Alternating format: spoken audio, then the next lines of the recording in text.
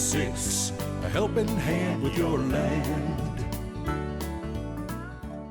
Neil from Essex here with today's 3-Minute Thursday. Today we're going to have a short conversation of some of the things that you need to keep in mind if you happen to roll your tractor over by accident.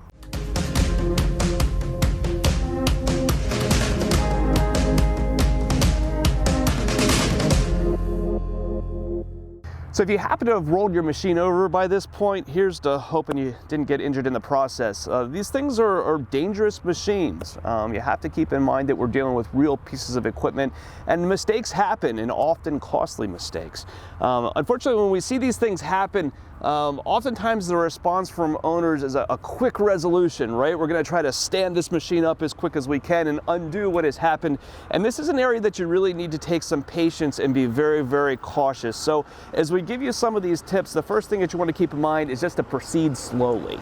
So if you rolled a machine over, the very first thing you want to do is find a creative way to get it back upright again. Once you have it sitting on all 4 wheels, the important part at this point is that we stop. Do not do anything else. Walk away from the machine and let it sit there at least for a good 24 hours. The purpose of letting it sit is to give any fluids that have shifted inside of the engine and potentially gotten to places they don't belong time to settle back down into the crankcase of the engine. What we're watching for and trying to prevent is the possibility where any oils or fluids in the bottom of the engine made its way up to the top and got on top of the cylinders. Potentially what could happen is if you turn the key with that fluid up there, that piston is going to come up to the top of the engine and compress that fluid up there, causing all of that force to push out and potentially doing damage to all number of different things on the inside of the engine. You can bend valves, bend connecting rods and crankshafts, anything that's in there pushing that cylinder around, or even crack the block or the head. All kinds of bad things can happen, and that's all from that fluid being compressed. Part of why you build up so much pressure when you do that is because you'd be surprised at the amount of power that a starter has. When you turn that key and send all that amperage into that starter, that thing is turning with a lot of torque, and so there's a lot of force and a lot of pressure being smashed up into the top of your engine.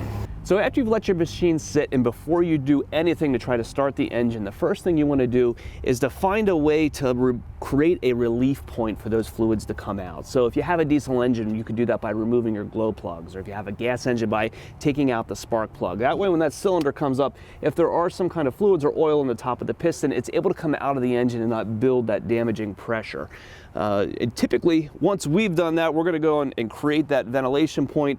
Some guys at that point would choose to go ahead and take the tractor and try to start it and see if it goes, but we tend to go one step further than that. Rather than letting that powerful starter go and turn the engine over, we're generally going to look for a place on the engine where we can take a wrench and manually turn that engine through at least 2 rotations by hand, kind of feeling for any places that something might be stuck or bent or out of alignment or building pressure in a way that it shouldn't. So if you found yourself in this unfortunate circumstance, the very first thing you just want to remember is to slow down, right? We're all very apt to want to rectify the situation and get out there and get back to work again, but with something like a rolled tractor, that's the last thing that you want to do. You can do much more damage than you've already done already by rushing through things too quickly and turning that key as soon as you get the machine upright again. So if you have the mechanical aptitude to go through and take some of these steps, certainly be careful, or if you don't, it's something you probably don't want to tackle yourself. Reach out to a good service department like our own or another dealership to see if they can walk you through these steps and prevent further damage to your tractor. So if you have any parts, service, or sales needs for any of the equipment that you might have, we're glad to help. We're available at 800-222-3373 or online at messick.com.